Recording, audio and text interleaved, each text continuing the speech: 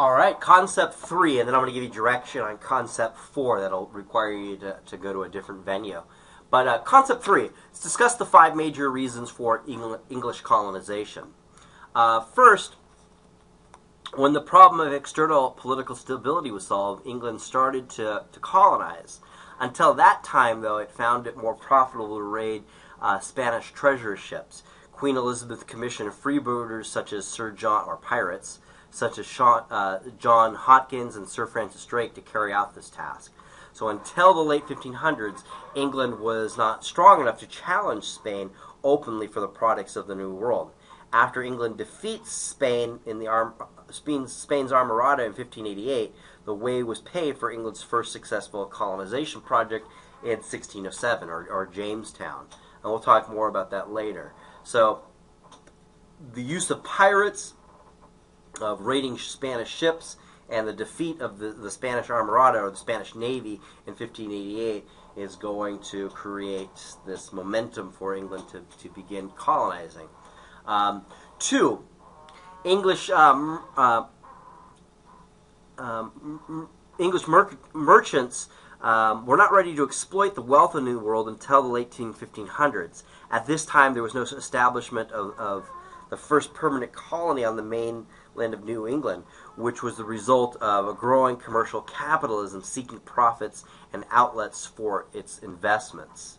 So they began to have a need, businessmen basically in England began to have a need to find other places to invest, right? There was too much capital, so they needed to invest their capital in other places. And so colonization is going to provide, obviously, a nice venue for that, a very profitable venue. A third reason England was motivated for colonization was it provided an opportunity to solve some of its internal problems by shipping troublemakers to the New World. The decline of feudalism with its serfdom and the development of cash markets for farm crops brought important changes to rural England. The growing demand for wool by the English weavers caused many landowners to change from grain farming to sheep raising.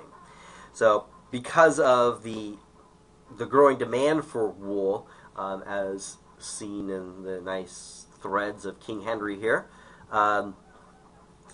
many people who had lived on land that had been previously held in commons by serfs, basically people working the lands for their lords, are going to be kicked off their land. And so what to do with these people?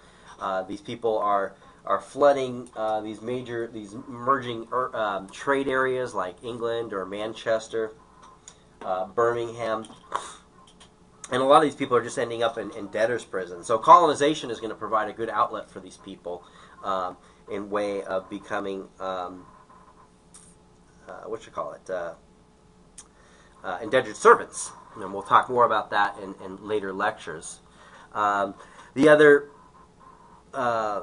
problem, too, is going to be religious. You're going to have religious conflict within England. So this is going to be a nice example of getting people out of England who are having religious disputes with the ruling families and move them somewhere else. So internal religious problems developed after 1603 when the Stuarts came to power in England. These problems will be discussed in more detail when the settlement of individual colonies are discussed. But suffice to say that people that are causing problems over religious issues, well, that'll be another motivating factor to get rid of these people. Fourth, England was forced to compete in the world markets for colonies for economic survival. The most familiar mercantilistic argument in the advancement of colonies in New England was that they would expand British trade, stimulate shipping, create a market for English manufacturers, and provide a supply of valuable raw materials such as gold, silver, foodstuffs, and naval stores for the rest of the world. And last but not least was the continued hope of finding a passage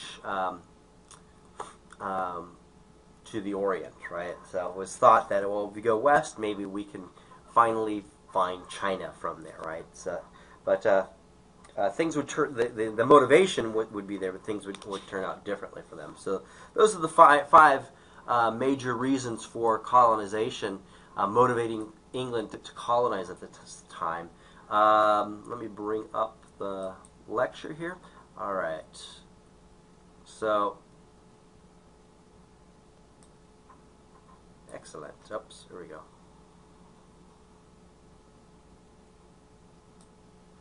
Okay, so concept, open this up here. So concept 4. So what you're going to do with concept 4 is you're going to open up this link, which is, again, this is where you were before you came to this lecture here. Open up this link, and then you'll be brought to a guy named Eric Foner, who's going to go over the concept of freedom when it comes to the New World.